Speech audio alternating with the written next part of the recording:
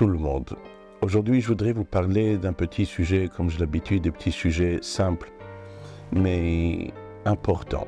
Car vous savez que, d'une manière générale, la Torah est descendue sur terre pour apporter et faire descendre la divinité. Mais lorsqu'on parle de divinité, que la présence d'Hachem est dans un endroit, alors évidemment, nos sages nous disent, lorsque la Shrina est quelque part, ce n'est pas simplement la divinité qui se trouve à cet endroit, mais tout change. La matérialité atteint son apogée. C'est pour cela que lorsque Dieu nous a donné la Torah au mont Sinaï, alors au moment où cette Torah qui nous a été donnée, Akadosh Baruch Hu a apporté une guérison dans le monde. Les boiteux ont arrêté de boiter, les malentendants ont arrêté de malentendre, les malvoyants ont commencé à voir, etc. Pourquoi?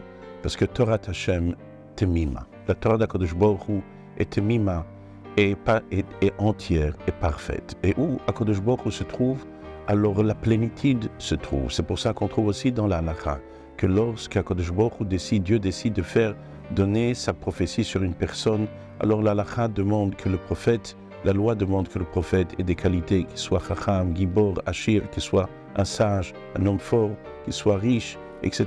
Non pas parce qu'on a besoin de ça, qu'il soit riche, etc.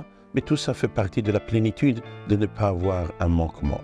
En d'autres mots, lorsque nous parlons de la Torah, nous ne parlons pas simplement de quelque chose de divin qui vient ici-bas sur terre, que ça c'est le but, comme disent nos sages dans le Midrash, la Sot Lo Yitbarer dira Betartonim, de permettre à travers l'accomplissement de la Torah et de Mitzvot qu'Akadosh Baruch Hu, Dieu puisse résider ici-bas sur terre et que dans ce monde ici-bas devienne sa demeure. Ça c'est la notion absolue et c'est ça le but ultime, mais en même temps cela apporte aussi une plénitude. Comme je vous ai dit, Akadosh Baruch Hu, Dieu ne peut pas résider dans un endroit qui n'est pas parfait. Comme dit le Zohar, Shrin Telo Sharia, la Shrina ne peut pas résider Ela Be'atar Shalim, dans un endroit, seulement uniquement dans un endroit qui est parfait.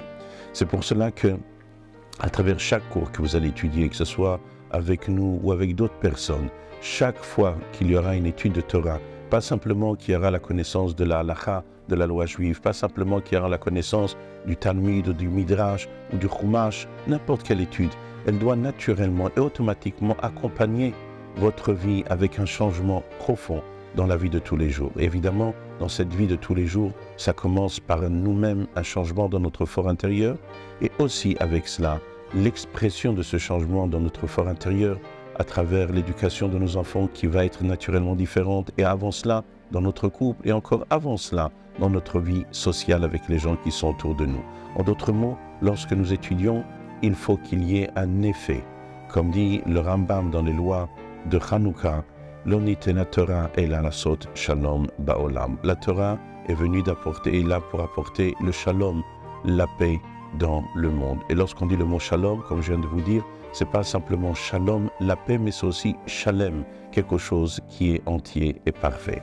Donc ce que je voudrais aujourd'hui, parmi tous les autres cours qu'on essaye d'étudier ensemble, c'est aussi d'avoir une petite réflexion, une petite idée concernant cette notion-là de ce changement dans notre fort intérieur, et de regarder la Torah pas simplement comme quelque chose que de divin, mais aussi quelque chose de divin et dans sa divinité, dans cette chose si belle, si merveilleuse, qu'elle apporte un changement dans notre vie de tous les jours.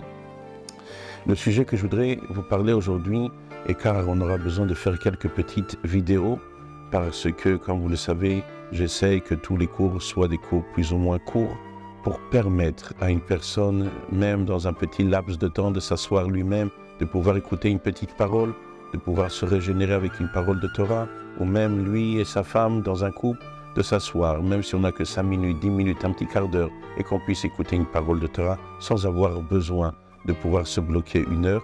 Et évidemment, ceux qui peuvent se bloquer 1 heure, et ça ne s'appelle pas se bloquer, c'est au contraire se régénérer pendant 1 heure, Matov Manaim, encore mieux. Mais on essaye que les cours soient plus ou moins courts, comme le nom l'indique, pour permettre d'une manière rapide de pouvoir écouter un petit mot. Donc le sujet que je voudrais vous parler et vous exposer, c'est un sujet simple, ce qu'on appelle la pollution dans le monde. Et cette pollution-là, comme nous allons l'étudier à travers quelques petits cours, quelques petites séances, se partage en plusieurs parties. Mais déjà, la première chose dans ce premier cours, c'est au niveau de la matérialité. Lorsqu'Akadosh Baruch Hu a créé le monde, disent nos sages, Olam al-Miluo Nivra. HaKadosh Baruch Hu a créé un monde parfait, c'est-à-dire un monde que chaque chose à l'intérieur de lui était comme il faut. Les montagnes étaient déjà toutes prêtes, les fleurs étaient faites, tout était d'une manière parfaite. Olam, le monde, al-milouo, d'une manière entière, parfaite, livra, il a été créé. C'est-à-dire HaKadosh Baruch Hu n'a pas créé le monde dans un mode d'un processus de grandir, non, il était déjà comme il fallait. Adam Arishon n'est pas né un petit enfant et qu'il a commencé à se développer, il est déjà né comme un être humain et grand. Cette notion-là que le monde a été créé d'une manière merveilleuse, le Midrash nous rajoute encore quelque chose d'important. HaKadosh Baruch Hu, Dieu prend Adam Arishon, le premier homme, et le montre et lui dit, regarde Adam, tu vois tout ce que j'ai créé, c'est pour toi que je l'ai créé. Jusqu'à là, tout va bien. Mais le Midrash rajoute une parole de plus que Dieu a dit à Adam Arishon. Une chose je te demande, n'abîme pas ce que j'ai créé.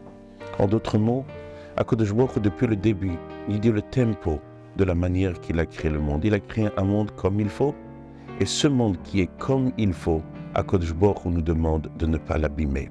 Donc, lorsqu'une personne réfléchit et médite sur ce point-là, il s'aperçoit de quelque chose d'extraordinaire.